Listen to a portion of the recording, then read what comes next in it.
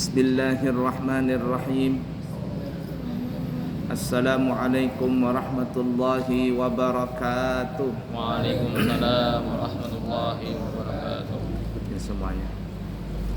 Alhamdulillahi rabbil alamin. Alhamdulillahi rabbil alamin. Allahumma fasalli wa sallim ala sayyidina Muhammadin wa ala ali sayyidina Muhammadin.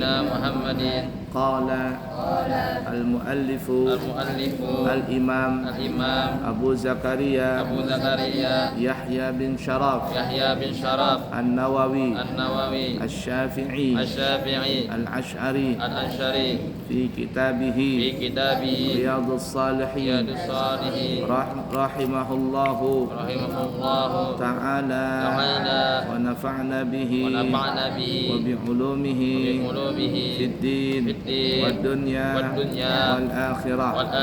Amin. Kita lanjutkan pelajaran kita dalam kitab Riyadhus Shalihin, masih di dalam tidak berlebihan, di dalam bab tidak berlebihan dalam beribadah. Yakni jangan berlebihan ini yaitu maksudnya melihat situasi dan kondisi badan. Ya. Artinya semua punya hak, mata punya hak, telinga, hidung, mulut punya hak. Jangan sampai seseorang melakukan ibadah terlalu berhimat-himat, bahasa kitanya, sampai ibarat kata melupakan kewajiban dia kepada dirinya atau pada keluarganya. Nah, tapi kalau seandainya tidak mengganggu kesehatan jasmaninya, tidak mengganggu daripada kewajiban dia sebagai kepala rumah tangga, atau tidak mengganggu kewajiban sebagai tugas dia di dalam urusan di dunia ini, seperti dia seorang petugas penjaga, seorang PNS umpama atau apa saja, maka dianjurkan seseorang itu untuk memperbanyak ibadah. Tapi kalau mengganggu itu, maka tidak boleh berlebihan. Hadis yang ketujuh ya. Wa an abi Abdillahi Jabir ibni Samurah As-Sawani radhiyallahu anhuma qala kuntu usalli ma'an nabiyyi sallallahu alaihi wasallam as-salawati fakanat salatuhu qasdan wa khutbatuhu qasdan. Rawahu Muslim. Dari Abu Abdullah Jabir bin Samurah, semoga Allah As-Sawani, semoga Allah meridai keduanya. Jadi Jabir sama Samurah ini anak dan bapak, dua-duanya sahabat. Berkata dia, Aku sering sekali salat bersama-sama dengan Nabi Muhammad sallallahu alaihi wasallam, di mana beliau di dalam salat dan berkhutbah bersahaja saja. Jadi Nabi kita Muhammad sallallahu alaihi wasallam, kata Sayyidina Jabir bin Samurah, beliau itu kalau salat atau berkhutbah, ya artinya bahasa kita qasdan itu padat, singkat, padat. Nah itu qasdan, hasilnya langsung kepada poinnya langsung. Qasdan yakni singkat dan padat. Singkat padat. Artinya seperti itu. Tetapi kalau Nabi sendiri nih ya, Salat Nabi itu bisa lama. Nabi salat sunnah nih sendiri, Nabi lama salatnya. Dalam riwayat yang lain dikatakan Nabi sampai bengkak kakinya kebanyakan salat sendirian. Ya, jangan disalahpahami, ini sendirian. Jadi kalau Nabi salat itu sendirian lama sekali. Kalau ada yang mau ikut silakan, tapi hampir rata-rata banyak yang nggak tahan. Ya. Kalau sendirian lama. Jadi Siti Aisyah pernah berkata, bahasa kitanya nih ya Rasulullah, kenapa engkau berbanyak-banyak sholat sampai kakimu bengkak? Padahal engkau telah diampuni dosamu yang lalu dan yang akan datang. Jadi dosa Nabi sudah nggak ada, diampunin. Walaupun Nabi bersalah diampunin, padahal Nabi nggak bersalah. Itu yang dikatakan tuhurun ala tuhurin, nurun ala nurin. Cahaya di atas cahaya, suci di atas suci. Nabi nggak pernah salah. Dapat gelar lagi, ghufira lahu ma taqaddama min dzambihi wa ma ta'akhkhar. Diampuni dosa Nabi yang lalu dan yang akan datang. Siti Aisyah bilang, ya Rasulullah, kenapa engkau berberat-berat salat sampai bengkak kaki? Apa kata Nabi? Afalan akuna abdan syakura. Aku melakukan ini adalah sebagai bukti syukur kepada Allah Ta'ala. Jadi ibadahnya Nabi itu syukur kepada Allah. Lain ibadah kita ini nggak tahu apa tujuannya. Hendak masuk surga, jauh dari neraka. Kalau Nabi levelnya sudah level syukur, sudah candu dalam salat tadi. Itu kalau salat sunnah biasa sendiri Nabi. Tapi kalau berjamaah Nabi nggak terlalu berberat-berat. Tapi Nabi juga tidak pernah memotong satu surah. Maksudnya itu dalam satu surah nggak pernah dipotong dua. Jadi kalau Nabi membaca surah yang agak panjang ya satu surah. Kalau Nabi membaca surah pendek ya satu surah. Nah, terkadang kita bagi dua. Terkadang kita bagi dua. Nabi enggak langsung tuh. Dan salah satu mukjizat Nabi, kalau ada sahabat salat bersama Nabi, mau panjang kah, mau pendek kah, para sahabat tuh merasa nggak puas, merasa ini aja, merasa apa namanya, merasa pendek Lah buktinya dosalah Nabi kita Muhammad SAW kalau sampai ke Nabi levelnya luar biasa sudah. Kita salat di Mekah, Masjidil Haram, Masjid Nabawi. Kenapa orang berbondong-bondong salat tarawih di bulan Ramadan di Mekah di Masjid Nabawi? Dan yang anehnya semakin akhir bulan Ramadan itu biaya umrah semakin mahal, hotel semakin mahal, pesawat semakin mahal. Kenapa? Karena orang kepingin salat tarawih di Mekah yang pahalanya 100.000 kali salat di tempat lain. Kalau di Madinah 1.000 kali salat di tempat lain, pahalanya seperti itu. Tapi panjang sholatnya. Dan itu kita gak merasa puas. Gak merasa puas. Orang sudah datang lebih dahulu di Masjid Nabawi, Masjidil Haram, duluan, berebutan orang duduk. Merasa belum puas. Apalagi sekarang ini setelah corona ini, mulai corona sampai sekarang itu sholat tarawihnya itu cuman 10 rakaat.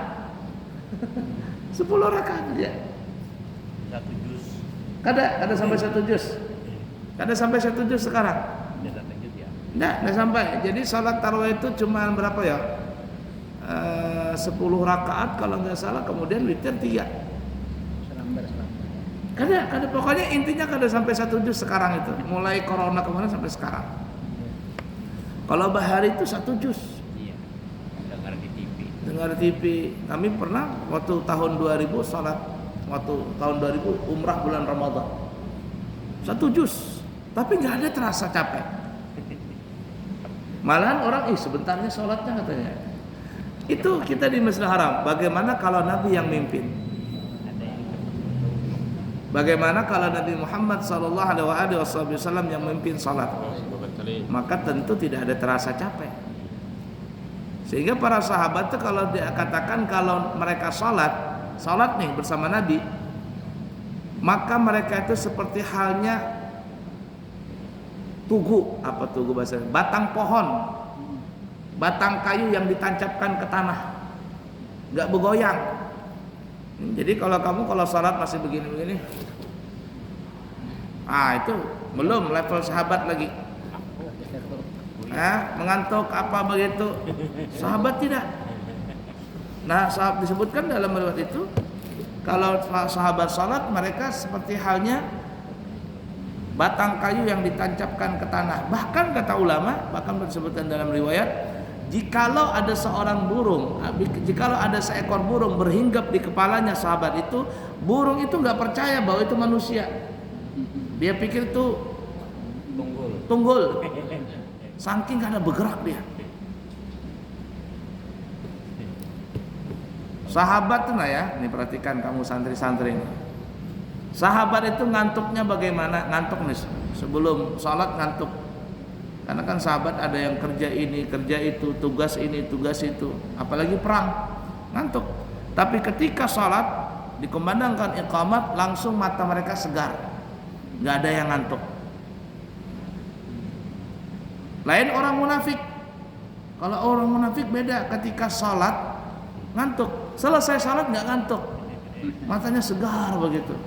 Tapi ketika sudah qawmat, Allahu Akbar, Allahu Akbar, wow, itu orang munafik. Nah, jadi kalau kamu nih santri ini sholat ngantuk, munafik kamu. Ada sarang munafik di hati kamu. Sarang dia. Tapi kalau nggak ngantuk, itu sahabat dia. Itu bedanya. Habib Kazim, guru Abuya mengatakan, Habib Kazim As-Segaf, beliau mengatakan demikian. Bedanya orang munafik dengan sahabat itu, kalau sahabat salat nggak pernah ngantuk, walaupun sebelumnya ngantuk, tapi ketika salat segar. Kalau orang munafik, walaupun nggak ngantuk, tapi ketika salat ngantuk dia. Karena disebutkan dalam Al-Quran, wa idza qamu ilas salati qamu kusala. Orang munafik itu kalau sholat malas-malasan. Nah, kalau perang beda. Kata Habib Kazim, sahabat itu kalau perang mengantuk, perang ngantuk. Jadi bawa pedang begitu, pedang itu terjatuh. Jatuh kenapa? Saking ngantuknya. Orang perang ngantuk. Nah, itu waktu perang Badar itu sahabat tuh ngantuk.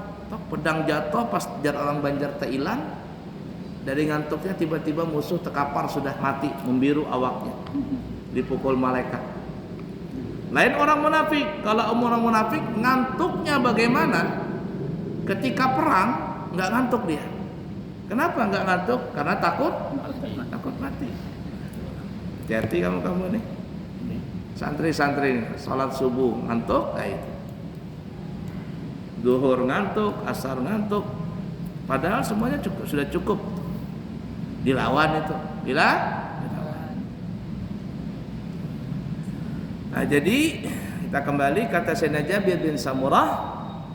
Sayyidina Jabir bin Samurah ini banyak meriwayatkan hadis hadis tentang Syama'ilul Muhammadiyah, tentang kepribadian Nabi. Banyak Sayyidina Jabir mewariskan hadis ini. Nah, jadi kata beliau, Nabi itu kalau salat atau khutbah berbobot, ringkas dan padat. Ringkas padat.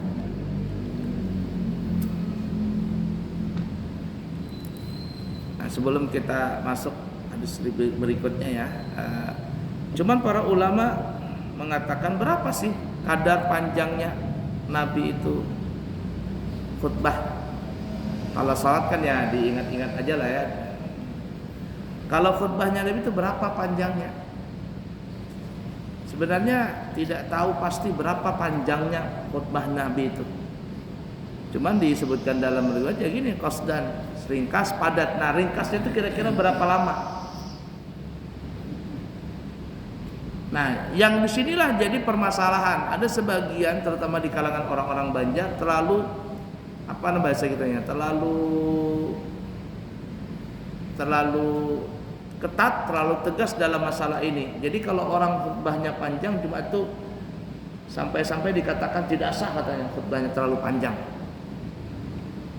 Ya. Nah, sebenarnya Sayyidina Al-Imam siapa lupa itu. Intinya ada ulama mengatakan panjangnya khutbahnya Nabi itu, maksudnya panjangnya khutbah kita. Kalau Nabi kita nggak tahu berapa panjangnya, cuman panjang waktu khutbah itu adalah sekedar, maksudnya dilihat situasi dan kondisi, lihat sikon. Di Balikpapan umumnya itu khutbah pertama dan khutbah kedua 20 menit. Itu standar itu. Nempetin 2 rakaat salat itu. Ya kan?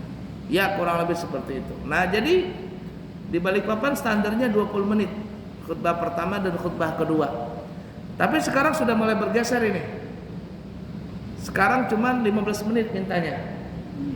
Khutbah pertama dan khutbah kedua mintanya 15 menit. Di perusahaan kayak PT Badak dan sebagainya itu lebih cepat lagi, mintanya 10 menit kalau bisa. Mintanya 10 menit. Satu hadis, satu Al-Quran. Ya. Jadi tidak bisa dipastikan berapa panjangnya itu. Makanya Imam Qaffal baru ingat. Imam Qaffal mengatakan ya lihat situasi dan kondisi. Di Mekah dan Madinah itu kalau bukan musim umrah, artinya kondisinya senang, tidak terlalu panas, tidak dingin hawanya, itu khutbahnya lumayan lama. Tapi kalau padat, itu khutbahnya ringkas. Bahkan imamnya pun ringkas, cuman baca ibarat kata inna a'tayna sama inna anzalna sama inna a'tayna. Li'ila fi Quraisy ara'aital ladzi. Rakaat pertama li'ila, rakaat kedua ara'aital ladzi. Selesai. 2 minggu yang lewat itu enak aja. Iya, betul kan? Ada melihat. Hari Jumat. Hari Jumat tuh. Sekarang ringkas lagi, diringkaskan sama sekali. Nah, jadi lihat situasi dan kondisi. Nah, ada ustadz, kami tidak sebutkan ustadznya. Mungkin kalau kami sebutkan nama, insya Allah banyak yang tahu ini. Ada ustadz ini karena mungkin dia ingin mengamalkan atau mengambil pendapat yang ringkas itu. Jadi kalau beliau khutbah itu ringkas sekali, ringkas. Nah, saking ringkasnya, pengurus masjid ini juga bilang jangan kecepatan juga guru jadi khutbah itu. Cuman baca hadis diartikan, selesai, turun dah. Baca hadis diartikan hadisnya, sudah selesai. Jangan juga terlalu ringkas. Ya lakulah seperti itu. Lihat situasi dan kondisi. Nah, di Balikpapan ini sudah mulai bergeser. Yang kami tahu itu sudah mulai bergeser sekarang 15 menit. Banyak itu masjid-masjid 15 menit, entah 15 menit. Tapi masih ada juga yang 20 menit khutbah pertama dan khutbah kedua. Makanya rakaat air. Ya, seperti itu. Khutbahnya Nabi, tapi ada juga Nabi berkhutbah panjang. Ada juga Nabi berkhutbah panjang. Artinya Nabi pun melihat situasi dan kondisi, panjang dan pendeknya lihat. Dalam riwayat yang lain itu kan Nabi kalau sholat mendengar kekanakan menangis, ada di belakang nangis, maka Nabi mempercepat salatnya sampai salam. Kenapa? Karena pasti mamanya ini gelisah kalau anaknya nangis. Mamanya gelisah, yang di samping juga merasa terganggu. Makanya Nabi mempercepat salatnya kalau mendengar ada seorang anak menangis. La ilaha illallah. Tapi jangan juga mentang-mentang dengar hadis ini pendek terus surahnya. Ada kawal mulai bahari ulun pesantren. Jadi salat imam kan santri Allahu Akbar sampai selesai Fatihah. Waladdallin. Amin. Bismillahirrahmanirrahim. Yasin. Kirain makmum panjang nih. Allahu Akbar. Ini kacau ini. Itu jangan begitu juga. Ya, Yasin aja. Yasin. Allahu Akbar. Terkejut orang. Ya. Kalau nang kisah nang lain tuh imam rakaat pertama surah Al-Baqarah 50 ayat dibacanya panjang banar. Yang makmum berdua ini berbungul-bungulan juga, itu apa Al-Baqarah tuh surah sapi katanya. Rakaat kedua surah Al-Fil. Betakun lagi sama-sama padahal batal bepandiran. Surah apa itu? Surah Fil. Apa arti fil tuh? Gajah. Sapi aja begitu gak panjangnya surahnya. Bagaimana surah gajah katanya? Lebih panjang lagi. karena fil itu kan gajah panjang, gandal banar, dia pikir panjang. Jangan juga melihat situasi dan kondisi. La ilaha illallah. Ya. Tapi kalau di pesantren, guru-guru, kiai-kiai pesantren, terkadang beliau jadi imam lama. Kenapa? Bukan untuk apa-apa, melatih santrinya ini lah. Lihat Abu ya, kalau jadi imam kamu lama nggak Abu ya? Hah? Untuk apa? Melatih kamu. Kalau tidak begitu, kamu sholatnya kayak dikejar hantu, loh. Coba kalau nggak ada Abu ya terus. Dilatih. Jadi ada waktunya pelatihan, ada waktunya juga nanti langsung terjun praktek. Dengan persoalan.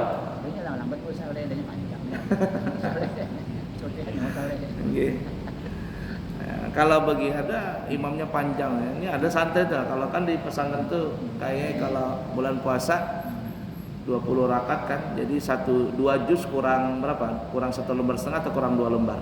Salatnya itu kekanakan. Jadi malam 17 Ramadan itu harus khatam sudah. Khatam di salat tarawih, bulikan langsung malam itu liburan. Jadi ada kekanakannya. Gurunya imam Allahu Akbar. Nggak mau dia takbiratul ihram, tunggu dulu sudah para ruku baru di Allahu Akbar. Apa itu? Makruh itu. Nah, makruh. Tunggu aja dulu. Sudah ruku imamnya baru Allahu Akbar. Makruh. Kamu gitu kan, Dut? Makruh begitu salat. Nggak boleh. Ya. La ilaha illallah. Baik, kita lanjut ya. Selanjutnya. Hadis yang ke-8. Wa an Abi Juhaifa. Wahbi ibni Abdillahi radhiyallahu ta'ala anhu qala akhai nabiyyu sallallahu alaihi wasallam baina Salman wa Abi Darda fazara Salmanu Abad Dardai fara'a Ummat Dardai mutabadzilatan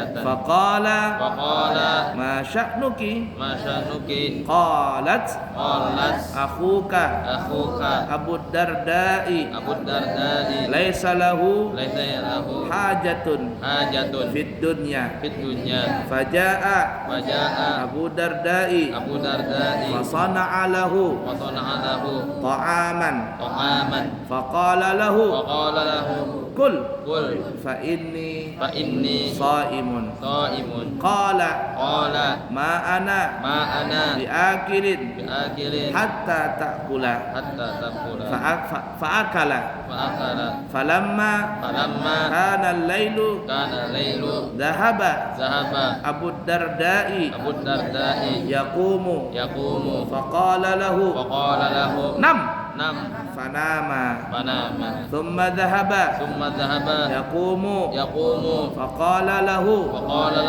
nam falamma kana min akhiri al-laili qala Salmanu qumil ana fasallaya jami'an faqala lahu Salman inna li rabbika alaika haqqan.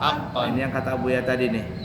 Wa inna li nafsika alaika haqqan wa li ahlika alaika haqqan fa'ati fa'ati fa'ati kulla kulla di haqqin bi haqqin haqqahu haqqahu fa'atan nabiyya fa'atan nabiyya sallallahu alaihi wasallam sallallahu alaihi wasallam fadzakara fadzakara dzalika lahu dzalika lahu faqala faqala an-nabiyyu an-nabiyyu sallallahu alaihi wasallam sallallahu alaihi wasallam sadaqa Salmanu sadaqa Salman rawahu warahu al-Bukhari. al-Bukhari Perhatikan ini ya.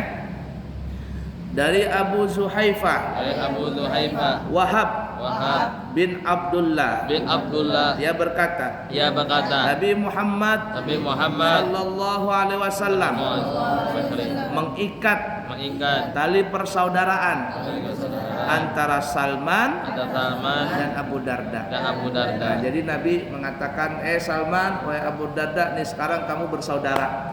Maksudnya bukan saudara sedaging, tetapi saudara seiman. Bahasa kitanya saudara angkat nih, nah angkat-angkatan saudara. Jadi ibarat kata kalau ada kalian saling memerlukan, maka bantulah. Nah, itu Rasul sering mengikatkan antara dua sahabat, kalian bersaudara dengan ini, kalian bersaudara dengan ini. Jadi ketika Nabi itu Nabi kita Muhammad SAW telah mengangkat dua orang ini menjadi saudara seangkatan ya, saudara angkat, maka mereka ini ibarat kata selantang seluntung lah bahasa kitanya. Bagaimana kita sama dengan adik kita, dengan kakak kita.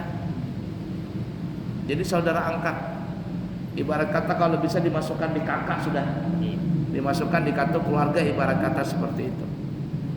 Nah, jadi Nabi kita Muhammad SAW menjadikan saudara angkat, ini mempersatukan saudara angkat antara Salman dengan Abu Darda. Kemudian ketika Salman berkunjung ke rumah Abu Darda, ia mendapatkan Ummu Darda, yakni istrinya Abu Darda, sedang memakai pakaian kerja.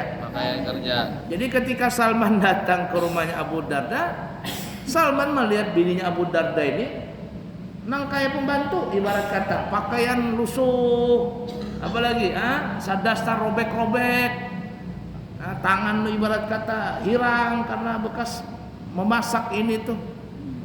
Kalau pang bercantik-cantik kan ya. Sebenarnya seorang istri bercantik-cantik depan suaminya. Kemudian Salman bertanya, mengapa engkau tidak berhias? Ini karena sudah diangkat saudara kan, jadi ibarat kata, kamu ini bagaimana sih sebagai istri dengan pakaian yang begini-begini? Coba bercantik-cantik di depan suami, menasihati nih kan ya. Apa jawaban Ummu Darda? Ummu Darda menjawab, Abu Darda sudah tidak mementingkan lagi masalah keduniaan. Bahasa kitanya, biar aja begini. Abu Darda tuh kada beliur lagi sudah. Aku berdandan, kalau berdandan kada beliur sudah dia Abu Darda itu. Padahal Abu Darda masih masih fresh.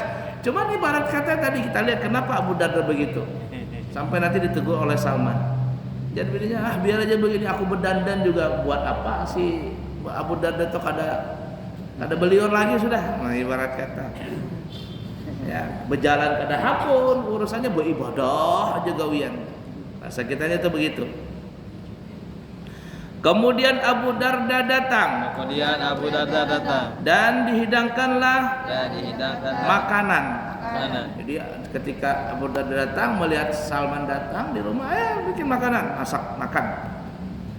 Lantas ia berkata kepada Salman. Ya. Si Abu Darda berkata, wahai Salman, silakan makan. Kata Salman, ya, saya sedang berpuasa. Enggak, kata Abu Darda, saya sedang berpuasa. Jadi gini maksudnya. Jadi ketika Salman datang, Abu Darda melihat, dibikin masakan sama Abu Darda, menyediakan makanan. Kemudian Abu Darda bilang, "Hai Salman, kan kau tamu nih, silakan makan." Aku nggak makan, kata Abu Darda. Aku lagi puasa. Tamu disuruh makan, dia nggak makan karena dia puasa. Ya. Salman menjawab, aku tidak akan makan sebelum engkau makan. Maka Abu Darda pun makan. Bahasa kita ikam inilah Abu Darda dan Salman menyuruh orang makan, tapi ikam kada makan. Kalau ikam hendak aku makan, ayo kita makan bersama. Batalin puasa ikam. Hormati aku sebagai tamu, hormati aku sebagai tamu yang makan, biar kita makan berdua. Nah, kemudian akhirnya apa? Abu Darda pun membatalkan puasanya, lalu dia makan bersama Salman. Ketika waktu malam, Abu Darda bangun, menjalankan salat malam. Maka Salman berkata kepadanya, tidurlah. Maka Abu Darda pun tidur. Kemudian Abu Darda bangun lagi untuk menjalankan salat malam. Maka Salman berkata kepadanya, tidurlah. Kemudian ketika akhir malam, Salman berkata, marilah kita sekarang bangun dan salat bersama-sama. Jadi di malam hari Salman tidur di tempatnya Abu Darda karena sudah diangkat saudara, ya sudah kayak saudara. Tapi apa yang terjadi ketika Salman guring? Kan Abu Darda ini kan orang beribadah kuat. Ya, bini kada dihiraukan, guring di kamar seorangan, dia sholat, dilihatin sama Salman. Sholat kamu Abu Darda? Ya aku nak sholat. Guring kamu. Ini Abu Darda kada wani lawan Salman. Guring.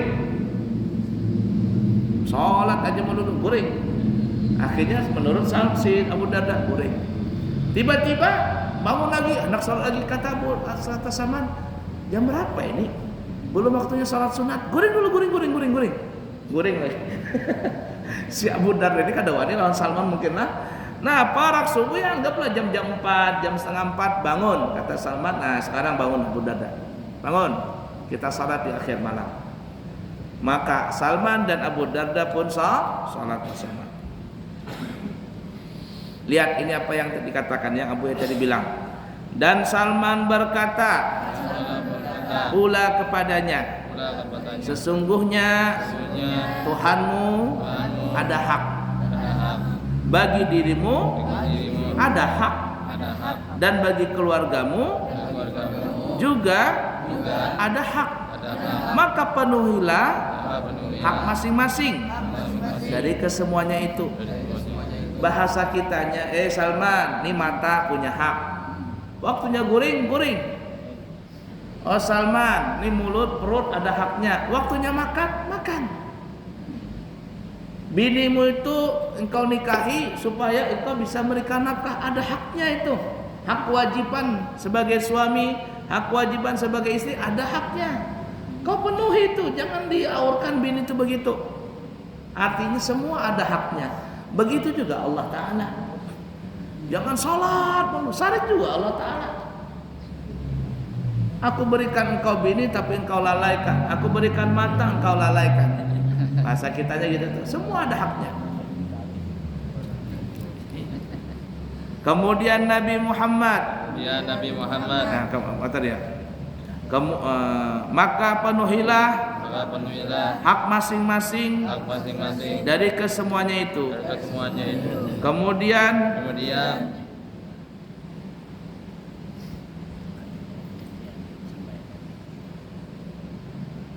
Salman datang. Salah artinya ini ya. Kepada Nabi Muhammad sallallahu alaihi wasallam dan menceritakan apa yang baru saja terjadi. Maka beliau bersabda, benarlah Salman. Jadi pagi hari setelah salat subuh, ibarat kata salat tahajud dan sebagainya, besok-besok Salman dengan si Abu Darda datang. Lalu Salman menceritakan apa yang dilakukan sama Abu Darda. Ya Rasulullah, ini dengan sanak angkat ini iya pangdah. Salat aja melulu. Bini kada dihiraukan. puasa terus, bini bemasak kada dimakan masakannya, kasihan. Sholat terus, puasa terus, lalu ku nasihati begini dan begitu. Kata Rasulullah, Abu Darda bahasa kitanya, bujur ding sanak angkat kamu tuh bujur. Ya siapa yang ding sanak angkatnya? Salman, bujur Salman, semua punya. Nah, begitulah kita semuanya. Beribadah boleh, tapi ingat juga kewajiban yang lainnya. La ilaha illallah. Baik, cukup dulu ya. Insyaallah nanti kita sambung lagi di kesempatan yang akan datang. Subhanakallahumma wa bihamdika asyhadu an la ilaha illa anta astaghfiruka wa atubu ilaika wa akhiru kalam. Wassalamualaikum warahmatullahi wabarakatuh.